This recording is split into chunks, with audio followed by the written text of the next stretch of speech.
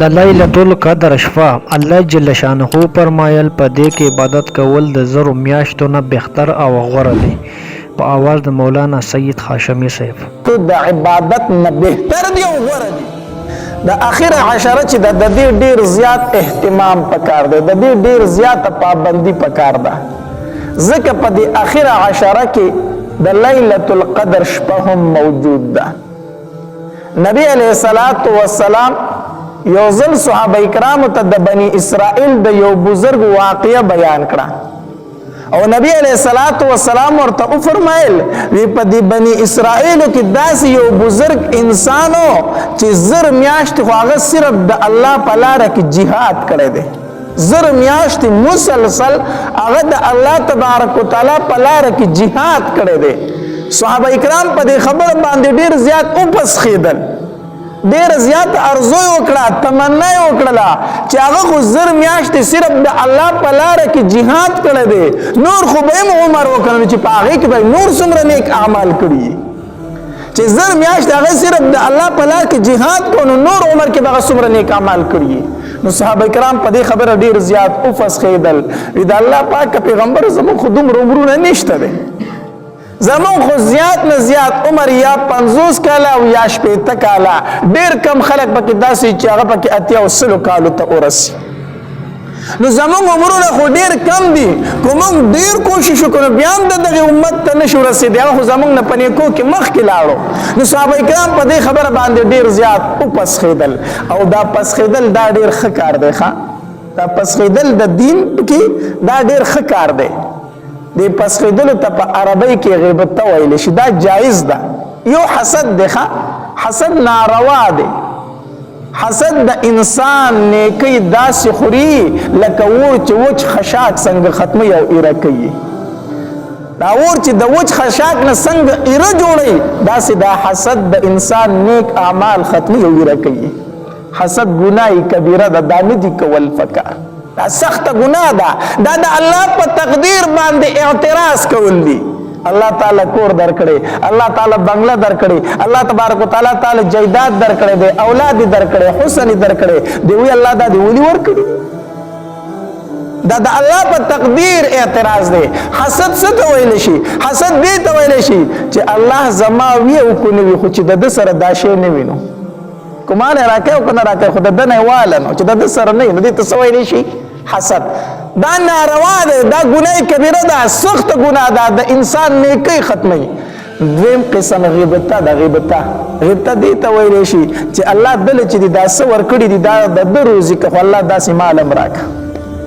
الله دل دې مال ورکړي، دل دې گاډي ورکړي، دل دې جیداد ورکړي، دل دې حسن ورکړي، دل دې اولاد ورکړي، دل دې علم ورکړي، الله دا هر څه د روزي که مالم داسې راک.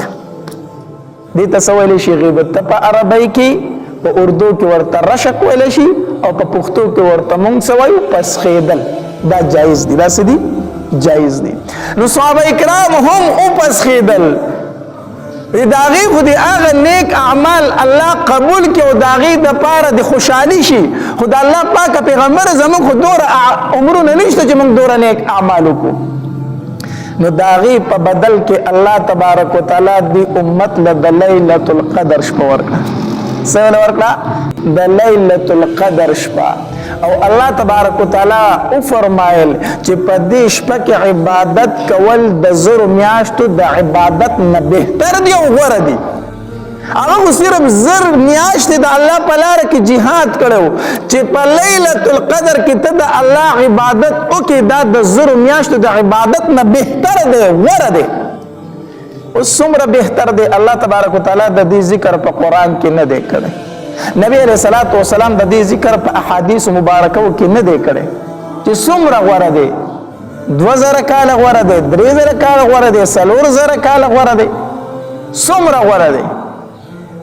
د دې ذکر الله تبارک وتعالى نه دی کړی. معلومیږي دا چې الله تبارک وتعالى او فرمایل چې غوره دی، نو څومره چې د الله شان لوی دی، دومره د هغه غورواله لوی دی. د زرو میاشتو د عبادت نه په دې شپه کې عبادت کول غوره دي. څومره غوره دي؟ د علم د الله سره دی، د علم د چا سره دی؟ د الله سره دی.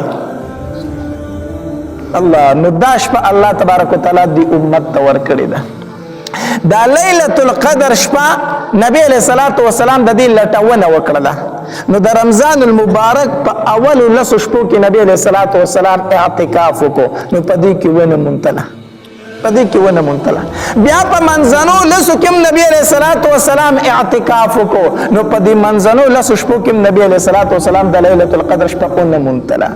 بیا جبرئیل علیہ الصلوۃ والسلام راغی وی د الله پاک پیغمبره ته چې د کوم شپې په تلاش کې هغه په دې اخر لسو کې ده هغه په دې اخر عشره کې ده په دې اخر لسو شپو کې موجود ده او نبی علیہ الصلوۃ والسلام ته خو دل شو وی د الله پاک پیغمبره هغه په دې اخر لسو کې دا پلان کې شپه ده نبی علیہ الصلوۃ والسلام را روان شو چې صحابه کرام ته فرمایي چې هغه شپه پلان کې ده خو په لار کې دوه صحابه کرام په جګړه باندې دیو بل سره جنگ کو نو نبی علیہ الصلوۃ والسلام چې صحابه کرام په جګړه ولیدل وی زه خو را روان دي نو چې تاسو ته د لیلۃ القدر د شپې خبر درکما خو تاسو د جګړې د وجه نه الله زمانه یې کړو هغه الله زمانه څه کړو یې کړو یو خو دې نه دا معلومه شو چې دا جګړه څومره نحوست لري څومره سپیرتوب لري نبی علیہ الصلوۃ والسلام فرمایل تاسو د جګړې د وجه نه الله زمانه د لیلۃ القدر شپې هغه تعین یې کړو چې کوم شپه ده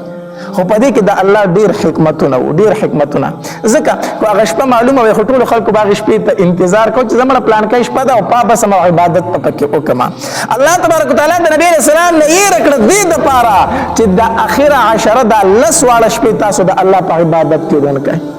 او د لس واړه شپې د الله په عبادت کې تیر کړي نو د دې لسو خبر نه ده کنه د دې لسو خبر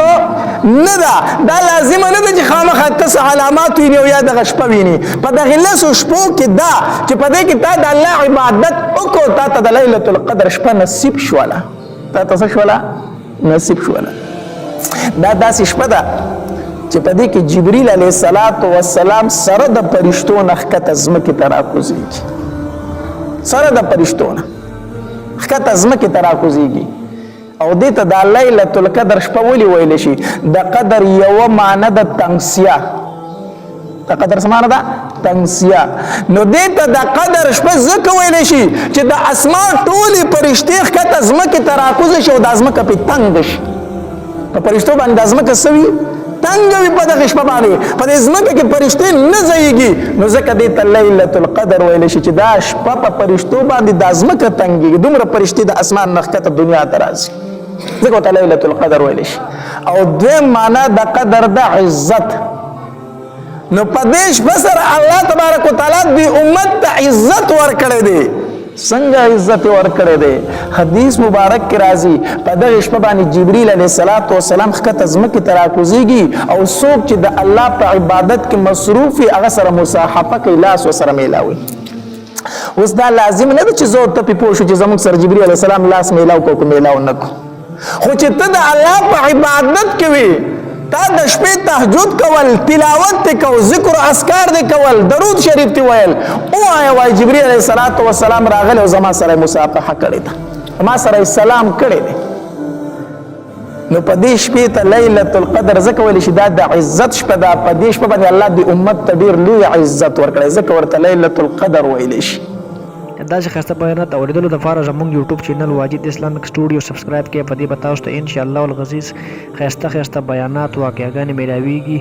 او د ګټه نشان سره کلیک کړئ تاسو ته آینده نوې ویډیوګانې مخې ته راځي والسلام ډیر مننه